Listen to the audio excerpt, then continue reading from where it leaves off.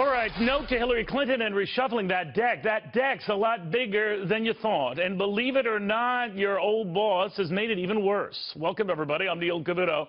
And it's not just America. It's the world. The gap between the rich and the poor has widened everywhere. According to a report out of the Organization for Economic Cooperation and Development, this damning little nugget, the gap between what the top 10% are making and the bottom 10% are making is the widest it's been since the 1980s, not only in this country, pretty much all developed countries. On average, the richest 10% are now making about 10 times more than the bottom 10%, and that gap is still growing, even as taxes on the upper income tax worldwide, well, they've been skyrocketing. So maybe raising taxes isn't the answer, but what is?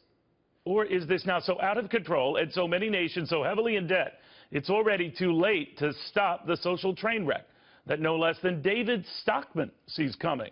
Like I said, we haven't seen these extremes since the Reagan years, and wouldn't you know, David was Ronald Reagan's budget guy during many of those years. He warned the Gipper famously about a lot of this stuff and got taken to the woodshed for it. Now Stockman fears we're all about to be taken to the woodshed because politicians in both parties, in fact globally all parties, have refused to do anything about it. David, now the chickens, I guess, are coming home to roost. What do you make of this? That may be true, and the data you cite is correct, but not for the reason that people think. This huge disparity is not because of some flaw in capitalism or because of the Reagan tax cuts 35 years ago that have been lost in the mist of history anyway, or even the greed of Wall Street. The problem is central banks that are out of control, printing money like no one ever imagined, and have created a massive worldwide financial inflation.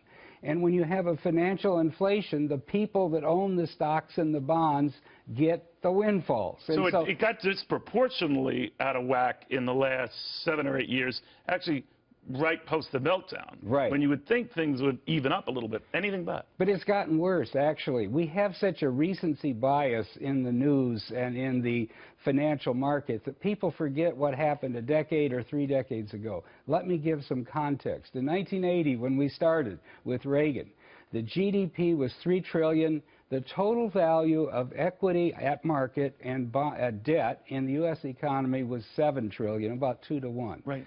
Today, the GDP is $17 trillion, but the total value of equity and debt is $92 trillion. In other words, instead of 2 to 1 financial value to income, let's say, or output, it is now, 92 to 17, 5 to 1. So why is that a bad thing? Because those are not sustainable real values. Those are simply bond prices that have been inflated because the Fed and the other central banks have bought so many bonds. They've driven up the price, driven the yields down to really absurd low levels.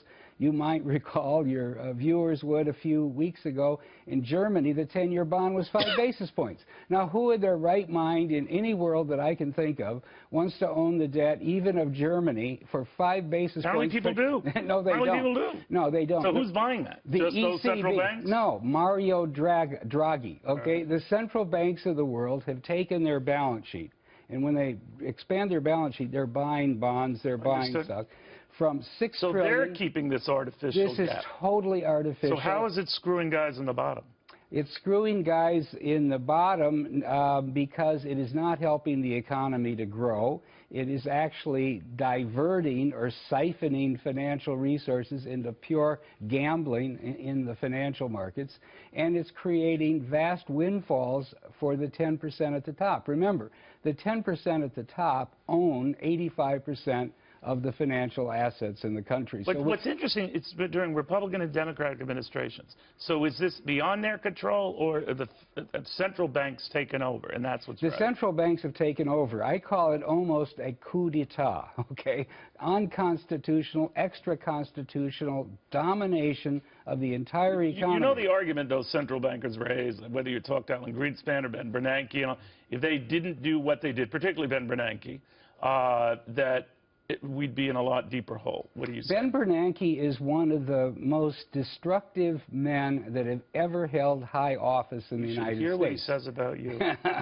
No, but it's true. He is a kind of unreconstructed Keynesian who believes that he can sit at the dials of the Federal Reserve and by manipulating interest rates and financial markets and the yield curve manage the entire 17 trillion he says US that he economy. did. He says the proof is in the pudding because we skirted a depression, things stabilized, and you should be thanking him, not hitting him. Well, of course he says that because you can't prove otherwise. But the fact is, this economy recovered not because of what Ben Bernanke did or what Obama did. This economy recovered slightly, moderately, tepidly, because in capitalism, when you have a big liquidation of debt and excess, investment in production, then you bounce back. Yeah, but to your point, now not everyone has bounced back. I want to show you something because this is a map that shows 32 states with budget gaps still facing their own fiscal crisis.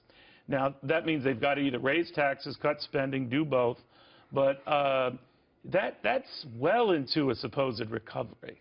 That's not good. No, and that's just symptomatic of the general problem. In other words, the states are suffering from lack of economic growth and real Main Street job and income creation, so their revenue has been held back. Right. Secondly, they have a huge entitlement problem called unfunded pensions of state and local employees. And the problem with a lot of states is they have to address this on the year. In other words, they're they being can't skirt forced through, to right? fund, but they have used various gimmicks and phony accounting to underfund their pensions for years, if not decades. Now the chickens are coming home to roost, and therefore they're suffering these huge fiscal problems. But it's only indicative of what's happening at the federal level, too. We haven't solved the deficit. We have simply kicked the can for a couple of years. So when Barack Obama says that as a percentage of GDP, the deficit's coming down, he has made claims to other things that thanks to him, things are turning around. I want your reaction to this, the president taking a bow. Listen to this. It is indisputable that our economy is stronger today than when I took office. By every economic measure, we are better off now than we were when I took office. That's been a consistent theme of his. What do you think? Okay, well, he took office at the bottom of the deepest recession since World War II. You can't cherry-pick the data. You have to look at the trend in the context. The truth is, the unemployment rate today would be 10% if we still had the same labor force participation rate that was in place when he took office. The truth is, if we look at the 7 years from the pre-crisis peak to the present, we've created 3 million jobs only, compared to 6 million in the previous 7-year recovery cycle, and 12 million in the one of the 1990s. So the only thing what we've got to do in order to correct a lot of the problems you see, we'd have to have a big growth spurt, and it would have to last a while. Barring that, what do we do? Barring that, I think we have to start by recognizing, one, we can't print our way to prosperity. We need a house cleaning at the Fed. We need to get their foot off the neck of the market. Let prices. They argue rates would go skyrocketing. They should. Rates should go to where supply and demand. Where do you think that is? Who knows what it is? Well, short rates are at 0%. Yes. Okay, and it would be substantially higher than 3, 4, 5%. Easy. Okay, easy. And the point is. Imagine what that would be to our debt. That would finally wake up Washington and force it to face the real fiscal issues. That would wake up the corporations of America who are borrowing money hand over fist to buy back their stock in order to goose their stock prices and their executive options, but that's not helping long-term value creation and growth. So everywhere, misleading, distorting signals are being given to both public and private sector players about financial values. The prices have been falsified by the Fed. So if the Federal Reserve is now hinting, as you know, that rates will go up, but maybe not as soon as we think, certainly not in June, maybe not September, maybe not this year, what are they putting off for you? What are they putting off? They are basically petrified that Wall Street will have a hissy fit because they've been fueling so much You say let the hissy fit ensue. You have to let it happen. Right. What is capitalism about? It's about markets. It's about supply and demand. It's about not propped up markets. It's about millions of people deciding what a stock is worth, what a yield. David Stockman would welcome, not that you personally welcome, but it would be the pain from which we would gain. It would be abrupt, it would be tough, but we'd be better for it without the government or the Fed or anyone else interfering with these free markets. Absolutely, and that's why we believe in capitalism. But would a David Stockman let a Bank of America or absolutely? A Citigroup go under? I would have let Goldman go under. I would have let Morgan Stanley go under. I would have had the FDIC resolve Bank of America. In other words, take the bank and take the hit. They had guaranteed the deposits, but all the holding company investments that they had made and all of the so the argument that would freeze capital worldwide, you say? Who knows what it would do? We're in so deep. Yeah. We've created such the 92 trillion I talked about of stock and bond value is not real sustainable value. And if we're going to continue, well, there are a lot of market pros I have who say this market is still undervalued. Okay, well, I mean, you know, the market is. I mean, it's a joke. Okay, it's a joke. And these are people that are trading by the hour and the minute. There is no sense of what real value is. So let me ask you, I wish I would, but I always love picking your incredible brain.